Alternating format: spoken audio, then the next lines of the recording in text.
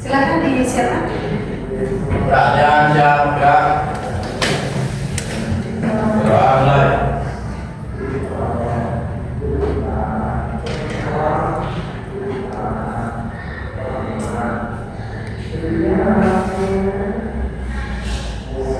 Selesai, sudah berbaga.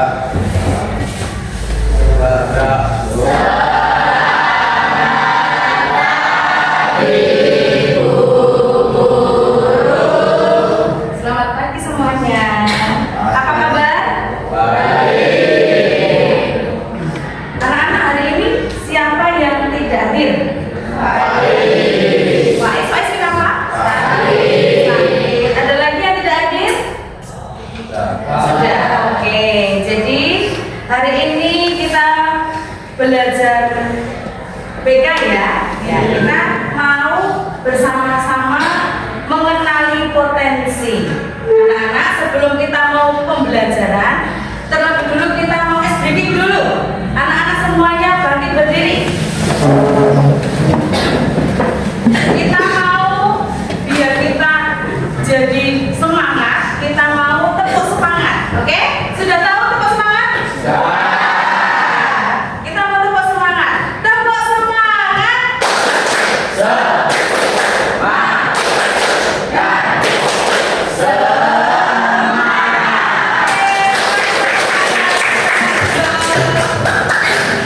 Ya, anak-anak, kemarin Ibu sudah memberikan link di grup kelas kalian. Sudah dikerjakan? Sudah. Oke, baik. Kalian sudah mengerjakan, berarti sudah tahu hasilnya ya? Sudah. Anak-anak, hasilnya apa? Ada yang intrapersonal, ada yang ada yang naturalis, ada lagi yang lain? Oh, spasial, oke. Ya, jadi tadi ada beberapa kecerdasan yang sudah dikerjakan. Itu nanti untuk apa toh? Biar apa? Tujuannya buat apa ya? Ada yang tahu?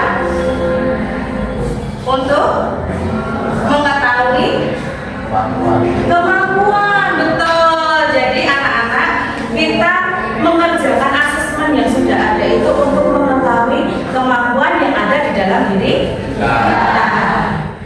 Sekarang saya ingin kalian bersama dengan temanmu yang sama kecerdasannya. Ya, coba sekarang kalian mengikuti instruksi Bu Dita ya. Tadi disuruh Bu Dita untuk mencari teman yang sama. Yuk, sekarang saya kasih waktu 10 kali hitungan. Oke.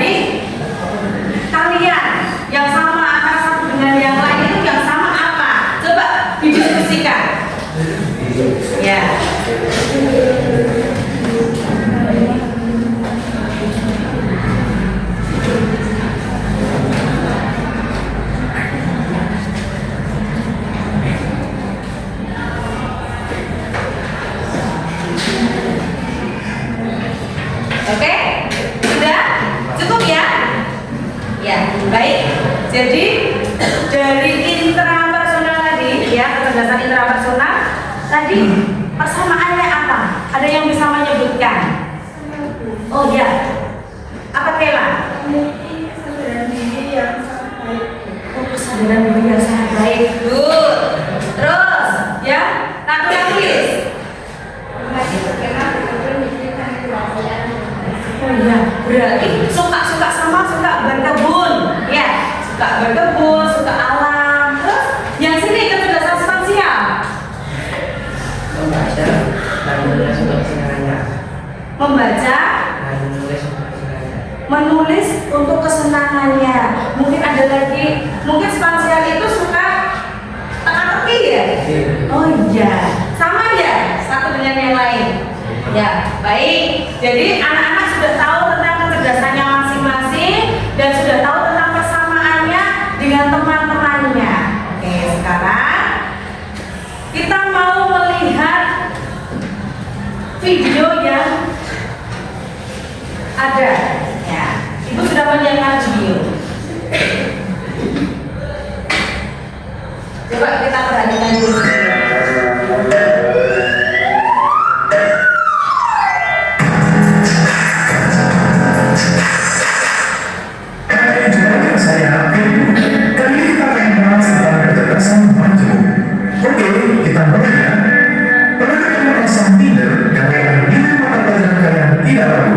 Atau pernahkah kalian merasa tersisihkan oleh teman-teman hanya karena nilai matematika kalian pas-pasan?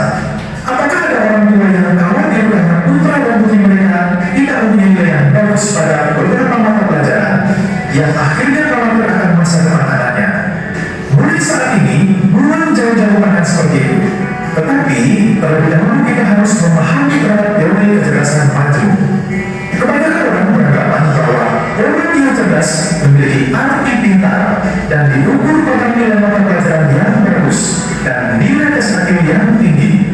Hal ini yang membuat orang macam merasa minder jika mendapati nilai mata pelajaran dan nilai tes IQ-nya rendah. Padahal nilai mata pelajaran dan nilai IQ yang tinggi akan menjadi tolak ukur kesusahan seseorang. Jika kita masih berpedoman bahwa kecerdasan hanya dilihat dari nilai mata pelajaran di sekolah yang bagus, maka persepsi kecerdasan seperti ini sangat sempit.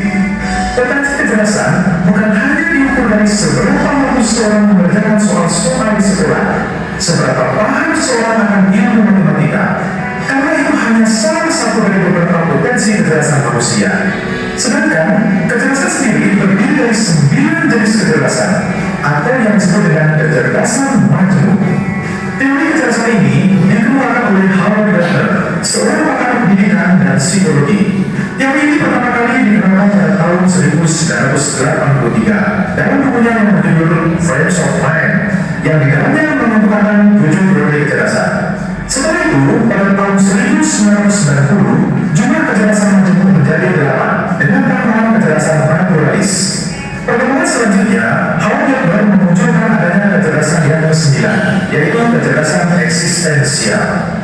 Oke, kita mulai dari kecerdasan yang pertama, yaitu kecerdasan bahasa atau linguistik.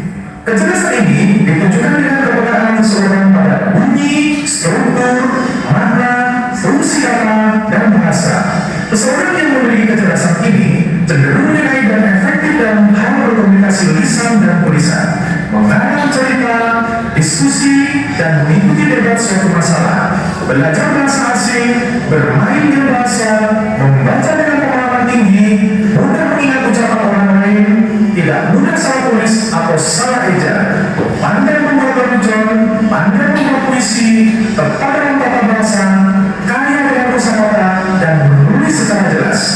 Orang yang mempunyai kecerdasan ini dan mampu memaksimalkannya akan mendapat pekerjaan yang cocok baginya. Di antaranya adalah sebagai pengacara, penerjemah, pembawa acara, penulis maupun penyair, sekretaris, editor, wartawan, orator, dan lain-lain. Untuk mengasah kecerdasan ini dapat dilakukan dengan kegiatan membaca, membuat tulisan, mendengarkan, melatih berdiskusi dan berdebat, membuat cerita, ataupun berpidato. Yang kedua, kecerdasan logika matematika. Kecerdasan ini ditandai dengan kepekaan pada pola-pola logis dan memiliki kemampuan mencerna pola-pola tersebut, termasuk juga numerik serta mampu mengolah alur pemikiran yang panjang. Seseorang yang memiliki kecerdasan ini cenderung menyukai dan efektif dalam menghitung dan menganalisis hitungan, menentukan fungsi-fungsi dan hubungan, memperkirakan, memprediksi, bereksperimen, mencari jalan keluar yang logis, membuat langkah-langkah, bermain permainan yang menggunakan strategi, berpikir abstrak dengan menggunakan simbol abstrak, dan menggunakan algoritma. Profesi yang cocok untuk orang yang mempunyai kecerdasan ini adalah ilmuwan, ahli statistik, akuntan, ahli matematika, programmer komputer, dan lain-lain. Untuk mengasah kecerdasan ini dapat dilakukan dengan berhitung, menimbang, mengurutkan, mengklasifikasi, mengkonstruksi, permainan logika matematika, mengasah kemampuan dalam berpikir sebab akibat, dan lain-lain. Yang ketiga, kecerdasan visual spasial. Kecerdasan ini ditandai dengan kepekaan mempersepsikan dunia visual spasial secara akurat dan mentransformasikan persepsi awal. Seorang yang memiliki kecerdasan ini cenderung menyukai arsitektur, bangunan, dekorasi, apresiasi seni dan desain. Mereka mampu menggambar dengan sangat baik, memindahkan bentuk dalam angan-angan, menyukai dan efektif dalam membuat dan membaca cat, peta, koordinasi warna, membuat bentuk, patung, desain 3 dimensi, serta dapat membayangkan secara detail benda-benda. Profesi yang cocok bagi orang dengan kecerdasan ini adalah pelukis, desainer, pematung, dekorator interior, arsitek, ahli tata kota, dan lain-lain. Untuk mengasah kecerdasan ini dapat dilakukan dengan membuat kombinasi warna dalam lukisan, membuat coretan, membuat arah, bentuk, dan ruang, maupun yang lainnya. Yang keempat, kecerdasan musikal. Kecerdasan ini ditandai dengan kemampuan menciptakan dan mengapresiasi irama pola titik nada, warna nada, juga kemampuan mengapresiasi bentuk-bentuk ekspresi musikal. Seseorang yang mempunyai kecerdasan ini juga mudah mengenal ritme, mudah belajar atau mengingat irama dan lirik, mendengarkan dan mengapresiasi musik, memainkan instrumen musik, mengenali bunyi instrumen, menentukan tangan dan kaki, serta memahami struktur musik. Profesi yang cocok bagi orang yang mempunyai kecerdasan ini adalah komposer, pencipta lagu, penyanyi, dan kritikus musik.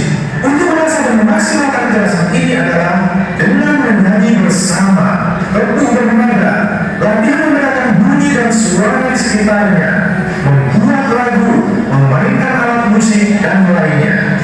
Yang kelima, kecerdasan kinestetik. Kecerdasan ini ditandai dengan kemampuan mengontrol gerak tubuh dan kemahiran mengelola objek. Seseorang yang optimal dalam kecerdasan ini mampu menggunakan seluruh tubuh untuk mengekspresikan ide dan perasaan. Mereka cenderung menyukai dan efektif dalam hal mengekspresikan dalam mimik atau gaya, atletik, menari, dan menata-tari, kemampuan koordinasi tangan dan mata. Profesi yang cocok bagi orang yang mempunyai kecerdasan ini adalah atlet, penari, aktor, pelaku pantomim, ahli terapi fisik, dan lain-lain. Untuk mengasah dan memaksimalkan kecerdasan ini dengan cara berolahraga, senam irama, menari, berlari, berjalan satu kaki, menitip titian, melompat, berguling, dan lain-lain. Yang keenam, kecerdasan interpersonal. Kecerdasan ini ditandai dengan kemampuan mencerna dan merespons secara tepat suasana hati, temperamen, motivasi, dan keinginan orang lain. Seseorang yang mempunyai kecerdasan ini cenderung menyukai dan efektif dalam hal mengasuh dan mendidik orang lain, berkomunikasi, berinteraksi, berempati dan simpati, memimpin dan mengorganisasikan kelompok, berteman, menyelesaikan dan menjadi mediator konflik, menghormati pendapat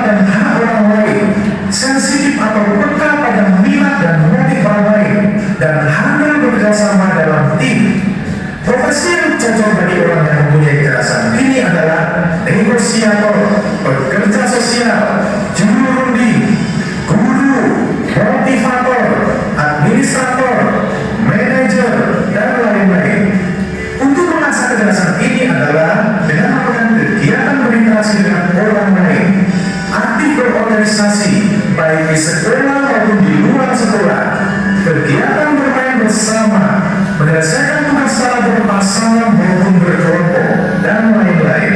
Yang ketujuh, kecerdasan intrapersonal.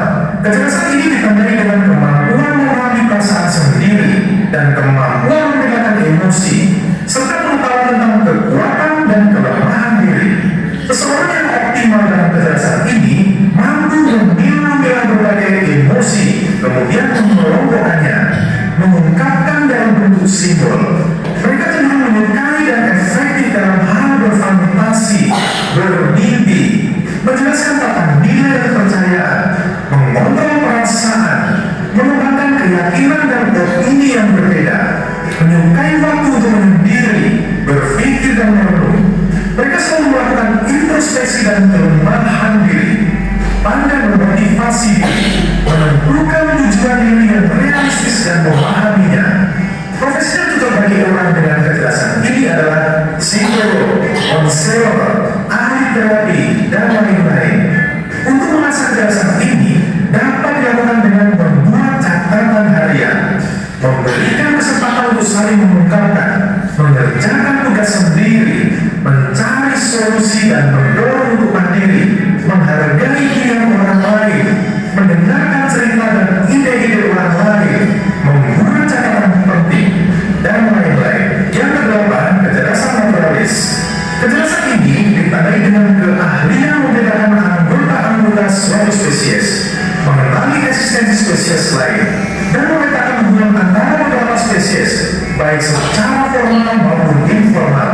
Seseorang yang mempunyai kecerdasan naturalis cenderung menyukai dan efektif dalam menganalisis persamaan dan perbedaan, menyukai tumbuhan dan hewan, mengklasifikasikan flora dan fauna, mengoreksi flora dan fauna, menentukan pola dalam alam, melihat sesuatu dalam alam secara detail, menjaga lingkungan, memahami ketergantungan pada lingkungan. Profesi yang cocok bagi orang dengan kecerdasan ini adalah dokter hewan, ahli botani, ahli biologi, pengurus organisasi lingkungan hidup, kolektor flora dan fauna, petugas kehutanan, ahli farmasi, ahli geodesi, geografi, pekerjaan dalam bidang pertanian, dan lain-lain. Untuk mengasah kecerdasan ini dapat dilakukan dengan melakukan kegiatan berkebun, memelihara binatang, menciptakan permainan yang berkaitan dengan unsur-unsur alam seperti membandingkan berbagai bentuk daun dan bunga, mengamati perbedaan bentuk pasir, tanah, kerikil, mengoreksi biji-bijian, mengamati karakteristik binatang tertentu, dan lain-lain. Yang kesembilan, kecerdasan eksistensial atau kebermaknaan. Kecerdasan ini ditandai dengan kemampuan berpikir sesuatu yang hakiki, menyangkut eksistensi berbagai hal, termasuk kehidupan dan kematian, kebaikan dan kejahatan. Eksistensi muncul dalam bentuk pemikiran dan perenungan. Seseorang yang mempunyai kecerdasan eksistensial cenderung mempertanyakan hakikat kehidupan, mencari inti dari setiap permasalahan, menemukan berbagai hal atau peristiwa yang dialami, memikirkan hikmah dan makna di balik suatu peristiwa atau masalah.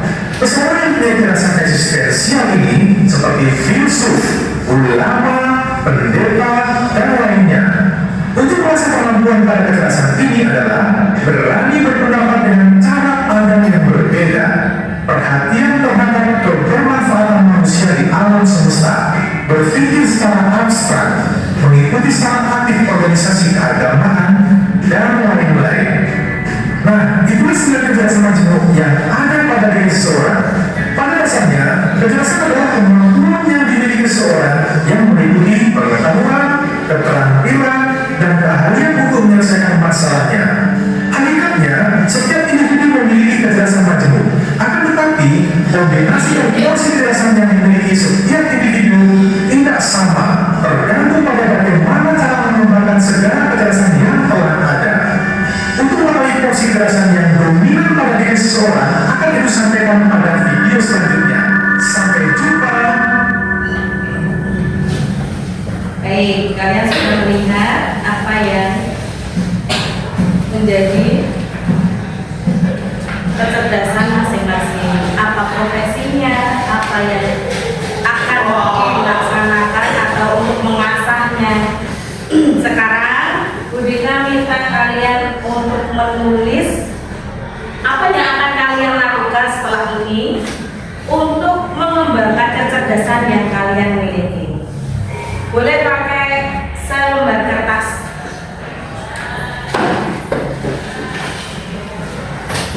Ya. Pakai selembar kertas nih.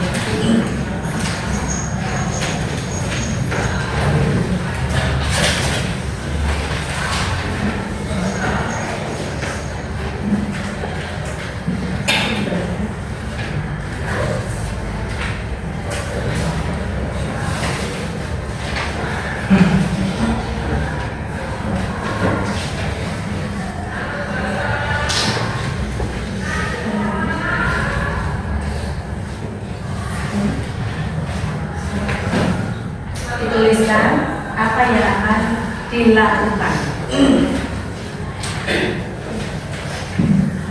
Ada yang belum? Semuanya menulis, ya. Apa yang ingin kamu lakukan setelah ini untuk mengembangkan kecerdasan yang ada di dalam diri kamu?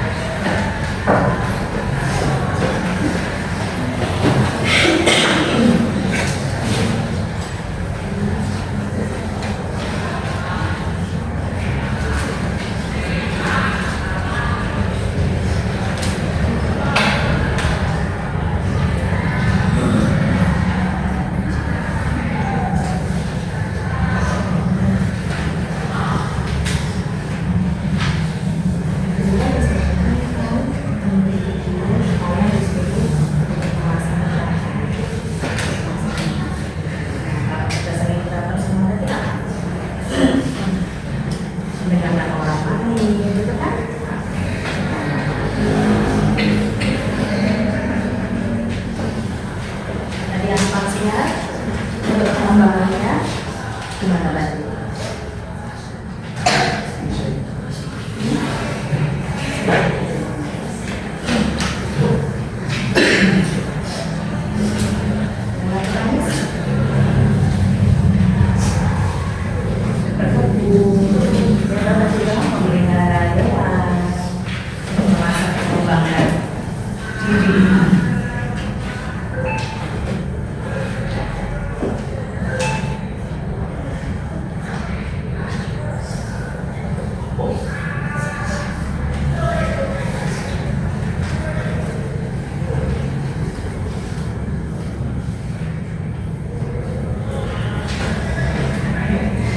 Baik, cukup ya anak-anak. Jadi hari ini kami belajar tentang apa tadi? Kecerdasan. Setiap anak adalah individu yang mempunyai kecerdasan. Ya, kalian setiap hari itu pasti ada sesuatu yang dikerjakan, perilaku yang berulang, dan akan menunjukkan kreativitas serta memecahkan masalah. Nah, disitulah kecerdasan muncul.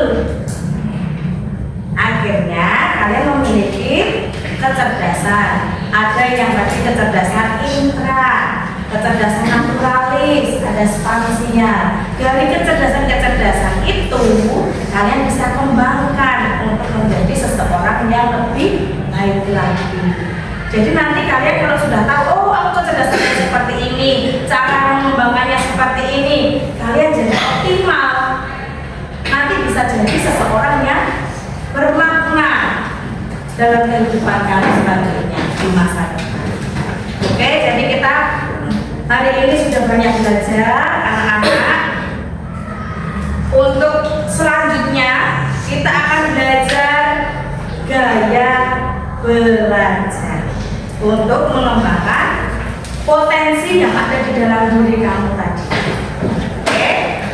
Nah, untuk itu besok kalian mengerjakan link yang akan saya berikan di dalam grup kelas kalian, ya. Nanti dikerjakan, kita akan bahas untuk minggu depan.